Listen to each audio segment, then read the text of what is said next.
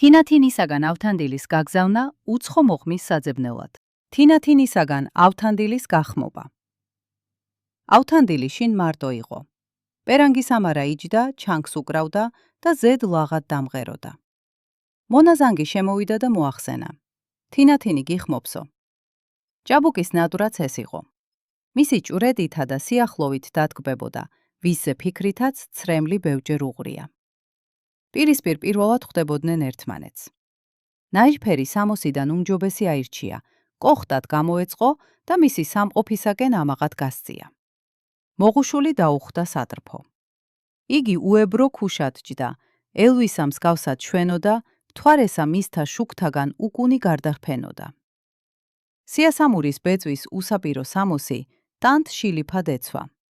ძოძისფერი რიდე აშლილად მოებურა, თეთრ ყელზე ხშირი თმანი მიმობნევით ეხვივნენ. ავთანდილს დინჯად შესთავაზა დამჯდარიყო, შორი ახლოც დაისვა. ჭაბუკი პირისპირ მოგრძალებით უჯურედდა, უზომო სიხარულით სავსე.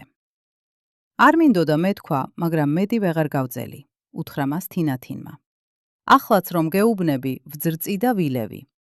იცი რაზე გიხმე, ან რად ვზივარ ბირქუშად და დაღვრემით, ასე გონწართმეული. თქვენი